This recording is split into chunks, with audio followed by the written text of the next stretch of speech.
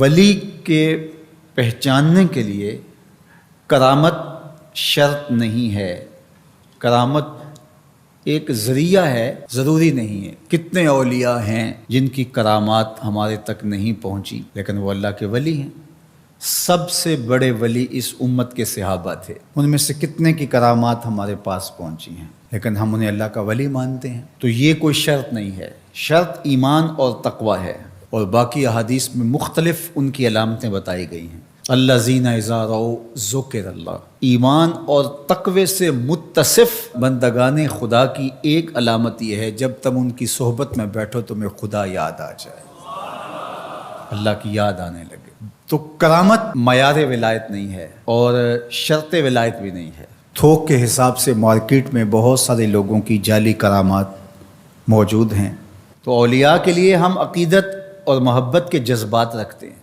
تو پھر مارکیٹ میں 2 نمبر بھی اس کا آئے گا۔ اور ہمیں پتہ ہے غذائی اجناس سے لے کر کے ادویات تک اور دیگر ضروریات زندگی تک کہ اصل کیا ہے اور نقل کیا ہے، تو ہمیں اس میں بھی غور و فکر کرنا چاہیے کہ اصل کیا ہے اور نقل کیا ہے، نہ یہ کہ ہم چند بدطینت لوگوں کی وجہ سے حقیقت کا انکار کر دیں۔ تو آج بھی کچھ لوگ ہیں جو کہتے ہیں جی چھوڑو، ہم نہیں مانتے کرامتوں شرامتوں کو،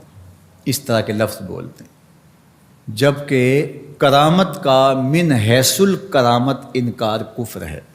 اگر کوئی کہے میں کرامت کو ہی نہیں مانتا تو یہ کفر ہے۔ وہ کرامتیں جن کا بیان قرآن مجید میں موجود ہے، جس طرح آصف بن برخیہ کا تخت بلقیس لانا،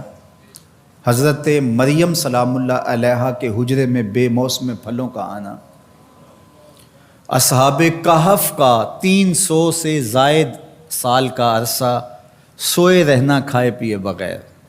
اور رب ان کی کروٹیں بھی بدلتا رہا، یہ قرآن میں مذکور ہے۔ تو اس کا انکار بھی کفر ہے، قرآن کا انکار لازم آتا ہے۔ اگر کسی کرامت کا بیان حدیث متواتر میں ہو تو اس کا انکار بھی کفر ہے، لیکن ایسی کوئی کرامت نہیں جس کا ذکر حدیث متواتر میں ہو۔ البتہ احادیث مشہورہ اور احادیث احاد میں کرامات کا بیان موجود ہے،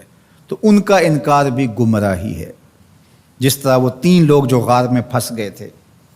انہوں نے پھر دعائیں کی اور پتھر ہٹا۔ جریج کا واقعہ موجود ہے، صحابہ کی کرامات موجود ہیں، حضرت عمر کے رکے سے دریائے نیل کا چلنا، اس طرح جو مسلمہ بزرگ ہیں ان کی کرامات کا انکار کرنا محرومی ہے۔ لیکن یہ بات بھی ذہن میں رکھے کہ کرامت اللہ کی طرف سے بندے کو دی جانے والی ایک عزت ہے، لیکن ولی کی زندگی کا مقصود رضائے الہی کی طلب ہے، کرامتوں کی طلب نہیں۔ لیکن عمومی طور پہ ہمارے اسٹیجوں کے اوپر اولیاء کے حوالے سے جو بات کی جاتی ہے، بس آپ سننے کے لیے بیٹھے ہیں اور خطیب صاحب نے کان پہ ہاتھ دھرا اور 2-4 کرامتیں سنائیں اور چلے گئے، معیار بتایا ہی نہ، جس کے نتیجے کے اندر بہت سارے عوام اس سے غافل ہوتے ہیں۔ میں اللہ کا شکر ادا کرتا ہوں کہ ہم نے ہمیشہ اس بات کا التزام کیا ہے کہ لوگوں کے سامنے پوری تصویر رکھیں، کیونکہ مجھے اس بات کا احساس ہے کہ آپ لوگ کتنی محنت کر کے کہاں کہاں سے چل کے آتے ہیں۔ پورے پاکستان میں بلکہ پوری دنیا میں ہم جہاں گئے ہیں، ہمارے سامنے جو لوگ آ کے بیٹھتے ہیں زیادہ تر طبقہ باشعور لوگوں کا ہوتا ہے، تو پھر ہماری ذمہ داریاں اور زیادہ بڑھ جاتی ہیں کہ ہم جو ہے وہ ان کے سامنے وہ بات کریں جو بات کرنی چاہیے۔ اس منبر سے آپ کو وہ چیز نہیں ملے گی جو عوام کی ڈیمانڈ ہوگی، وہ چیز ملے گی جو عوام کی حقیقی ضرورت ہوگی۔ اس پر میں بھی اللہ کا شکر ادا کرتا ہوں، اس پر آپ کو بھی اللہ کا شکر ادا کرنا چاہیے، اور نہ یہ کہ کچھ 2 نمبر لوگوں کے رد عمل میں ہم حقیقت کا انکار کر دیں، جس طرح معتزلہ کر رہے ہیں، اور ایک طبقہ وہ ہے جو رتب و یابس کو قبول کر رہا ہے، اور آپ نے ایسے شخص، ایسے لوگ کہ جو اچھے انسان بھی نہیں ہیں، لوگوں کو دیکھا ہے کہ ان کو ولی مان رہے ہیں اور ان سے